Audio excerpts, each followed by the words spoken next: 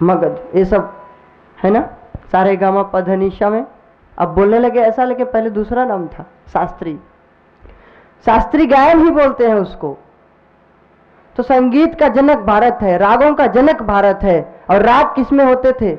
भजन में। भगवान से इतना प्रेम करते थे, ऐसा राग गाते थे कि जल बरसने लगता था। हरिदास जी वृंदावन के निधिवन में रहते, वहां पे ऐसा भजन गाते थे, बाके बिहारी प्रकट हो जाते थे।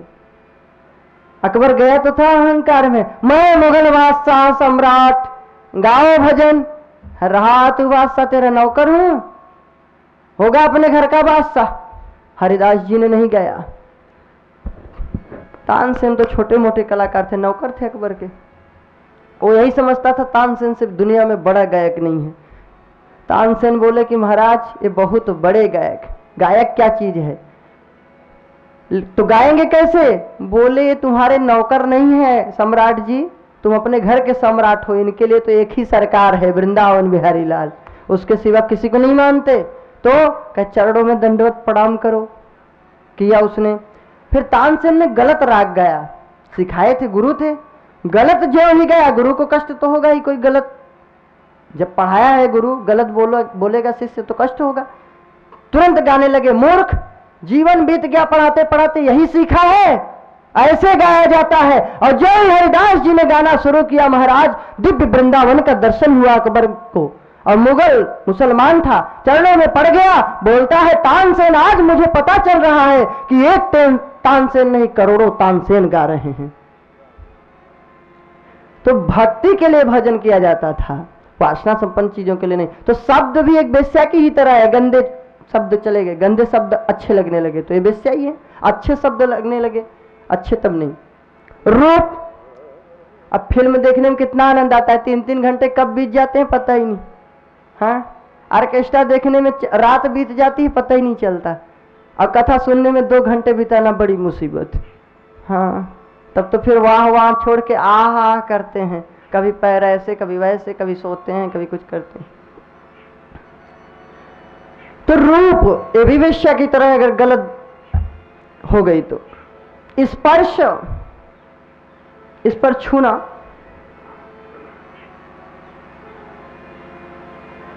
रस, अब भगवान के प्रसाद लोगे तो अच्छी चीज है, दूध है, घी है, लेकिन अब मदिरा, ये भी तो रस ही है, हैं? तो ये वेश्या है। स्त्री तो वेश्या भी होती है, माता भी है, लेकिन उसका कर्म अलग है, उसका कर्म अलग है। रस तो दूध भी है, रस मदिरा भी है। और गंध, अब आप बढ़िया इत्र लगाते हैं, किस लिए? सुगंध बिखेरने के लिए। अरे ऐसा कर्म करिए कि आपके अंदर से दिव्य सुगंधी खुद ही निकलती रहे। लेकिन महाराज किसी से मेरी मंजिल का पता पाया नहीं जाता, किसी से, भगवान कहते हैं किसी से मेरी मंजिल का पता पाया नहीं जाता, जहां मैं हूं फरिश्तों से वहां जाया नहीं जाता। मोहब्बत के लिए कुछ खास दिल मखसूस होते हैं, ये वो नगमा है जो हर साज से गाया नहीं जाता, ये वो नगमा है जो हर साज से गाया नहीं जाता। हर आदमी के बस की बात नहीं है भक्ति करना, भगवान के लिए गाना। तो 5 वेश्याओं को लाया। आध्यात्मिक भाव समझाना चाहिए, क्योंकि देखिए पारमहंस्याम संहितायाम, ये परमहंसों की संहिता है भागवत। अब साधारण मनुष्य को समझ नहीं पाते हम, और परमहंस की तो बात ही निराली होती है। तो परमहंसों की संहिता है, तो इसलिए आध्यात्म का भाव, आध्यात्मिक भाव बतलाना ही पड़ेगा। 5 वेश्याओं को लाके चोरी डकैती करने लगा। वेश्याओं ने सोचा कभी राजा पकड़ेगा इसको तो मार ही डालेगा, धन और ले लेगा, तो इससे अच्छा है हम ही लोग मार डालें, कम से कम धन तो बचा रहेगा। अब वेश्याओं को क्या प्रयोजन है उससे? तो वेश्याओं ने रात्रि के समय कस करके रस्सी लगा के इसके गले में बांधना शुरू कर दिया। आप सोचते हैं वेश्याओं से बड़ा प्रेम है, बड़ा कल्याण होगा। ये शब्द स्पर्श रूप रस गंध अच्छे तो लगते हैं महाराज, लेकिन अच्छे होते नहीं हैं। कोई जरूरी नहीं है कि मीठी लगने वाली औषधि स्वास्थ्यप्रदक ही हो, कोई जरूरी नहीं है हर बात अच्छी लगने वाली अच्छी ही हो, कोई जरूरी नहीं है हर सुंदर वस्तु अच्छी ही हो, कोई जरूरी नहीं हर चमकने वाली चीज सोना हो। तो बड़ा प्रेम करता था, जिसको अपना मानता था, वे ही बेस्याएं रात्रि के समय कस करके रस्सी से उसके गले को घोटने लगी हैं। नहीं मरा पापी तो उसके मुख पर अंगार रख दिया और इसके प्राणांत हो गए। लोग पूछे धुंधकारी कहाँ है, बड़े राहत की सांस ले रहे हैं, कहाँ दुष्ट था? बेस्याओं ने कह रहे वो परदेश गया है, कमाने आ जाएगा साल 6 महीने में, और धन लेके चंपत हुई, उन्हें क्या करना, धन से मतलब। इधर गोकर्ण को बात पता चली किसी के द्वारा, तो गया इत्यादि क्षेत्रों में खूब श्राद्ध कर्म किए। फिर आए घूमते टहलते, विरक्त संत हैं गोकर्ण जी अपने गांव में, वहां आए तो उसी आंगन में रुक गए। अब उनके घर में तो कोई रहता नहीं। रात्रि के समय वह धुंधकारी प्रकट हुआ, प्रेत रूप में, मनुष्य रूप में नहीं। प्रेत कोई अच्छा इंसान नहीं बनता, कोई कोई तो जिंदा ही प्रेत होते हैं, कोई मरने के बाद प्रेत होते हैं। तो प्रेत बन के आया, कुछ बोलता है, समझ में नहीं आता। गोकर्ण जी पूछे, अरे तू कौन है? किम वा प्रेतो पिशाचो वा राक्षसो वासुरोपी वा, कौन है तू? असुर है, राक्षस है, भूत पिशाच, बता। डरते नहीं है। कुछ बोला, समझ में नहीं आई बात, जल का छींटा मारे, अभिमंत्रित करके जल का। तुरंत बोलने लगा, अहम भ्राता त्वदीयोस्मि धुंधुकारीति नामतः स्वकीये नैव दोषेण ब्रह्मत्वं नासितुं मया। मैं तो तुम्हारा भाई धुंधुकारी हूं, अपने ही कुकर्मों के कारण प्रेत योनि में भटक रहा हूं, मेरा उद्धार करो भैया, मैं भटक रहा हूं। बहुत तड़पते हैं प्रेत लोग, और अगर गृहस्थ में है आप, तो आपका कर्तव्य है कि अपने पितरों का, अपने पूर्वजों के उद्धार के लिए जरूर प्रयास करिए। पिता ही पुत्र के रूप में जन्म लेता है, ऐसे समझिए। तो पुत्र का काम है कि जो पूर्वज हैं, भटक रहे हैं, उनका कल्याण करना, और अगर नहीं किया तो खुद भी उद्धार नहीं होगा। अब पितृ ऋण से कभी उऋण नहीं होगा, कभी भी। और उद्धार तभी होगा जब आप अच्छे कर्म करेंगे। और यहाँ मरते रहें, भूत प्रेत बने, हम और पूरे कर्म करते हैं, सोचते हैं कल्याण होगा। तो चिंता मत करो, तुम्हारा पाप तो खा ही रहा है, और जो भटक रहे हैं वो और खाएंगे, तो डबल फायदा हो जाएगा।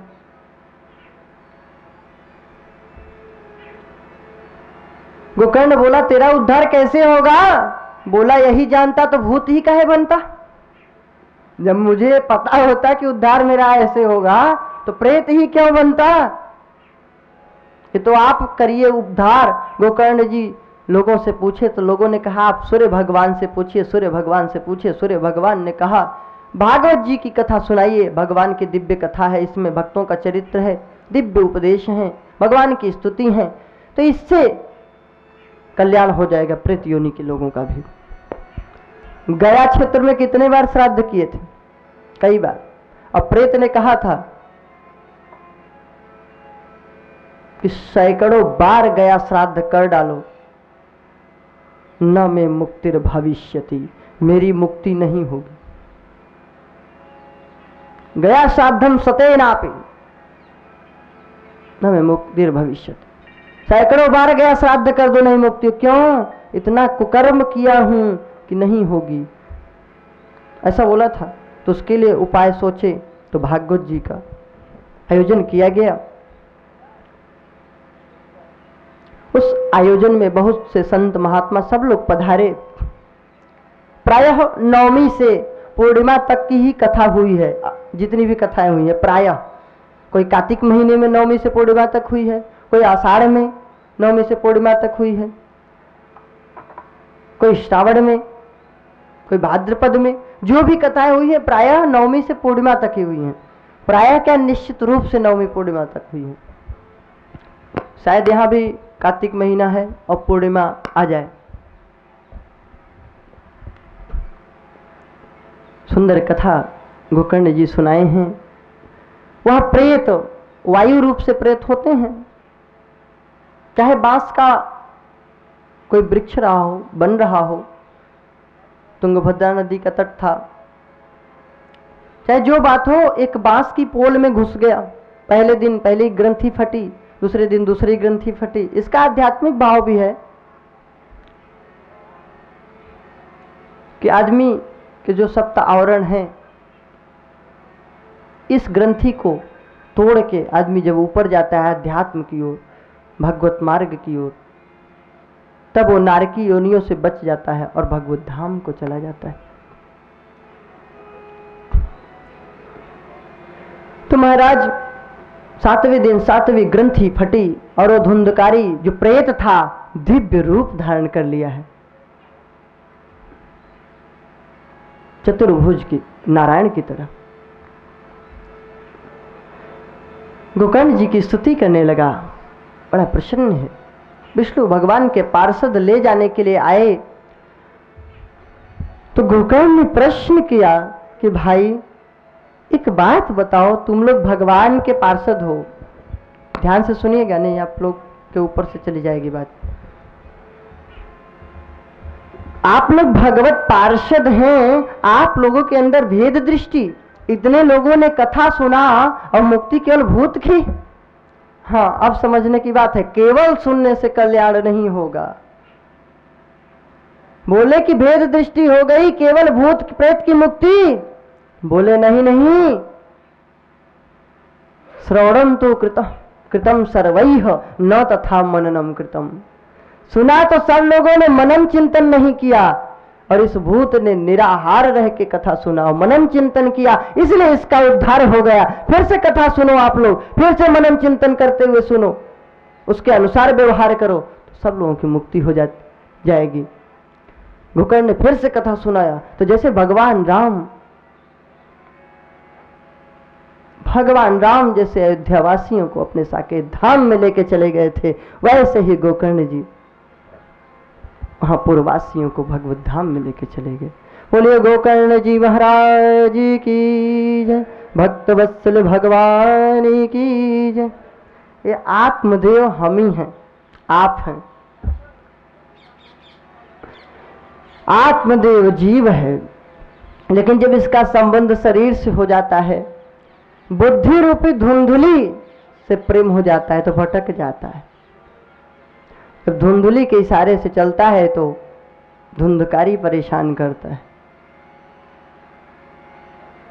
और गोकर्ण से ज्यों ही प्रेम होता है, यही संत के सत्संग रूपी फल को गाय को खिलाया, अर्थात सत्संग के फल को आप इंद्रिय को खिलाइए, समस्त इंद्रियों को। इंद्रियों से सांसारिक विषयों का चिंतन मत करिए।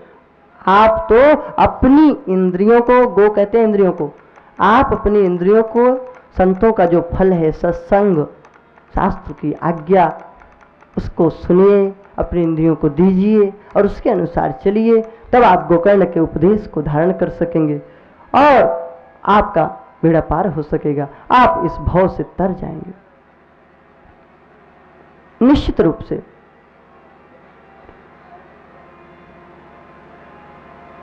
सब लोगों की मुक्ति हो गई। और कहते हैं इतिहास में पुण्यम सांडिल्योपि मुनीश्वरः पठते चित्रकूटस्थो ब्रह्मानंद परिप्लुतः। चित्रकूट में कांतानाथ की पहाड़ियों पर सांडिल्य ऋषि इस इतिहास को बार बार पढ़ते हैं, उनको दिव्य भाव उमड़ता है और भगवान की कृपा प्राप्त होती है। आगे महात्म्य के 6ठे अध्याय में सुनने की विधि, करने की विधि, इन सब विधियों का वर्णन किया गया है। वैसे तो निराहार रह के श्रवण करना चाहिए, बिना खाए पिए, अथवा फलाहार लेके घी पी के, दुग्ध पान करके। लेकिन केवल यही बात नहीं लिखी है, केवल यही बात सही है ऐसा नहीं मानना कि भागवत केवल भूखा प्यासा रह के ही सुनना चाहिए अथवा भागवत फलाहार रह के ही करना चाहिए, यही बात सही नहीं है। फिर प्रमाण है भागवत जी में, भोजनम तु वरम मन्ये कथा श्रवण कारकम नोपवासो बरह प्रोक्त कथा विघ्न करो यदि। यदि कथा में मन नहीं लगता, आपका मन नित्य निरंतर पेट पे ही दौड़ता है, भोजन की ही ओर दौड़ता है, तो व्यास जी लिखते हैं भागवत जी की आदेश है कि भोजनम तो बरम मन्ये, आप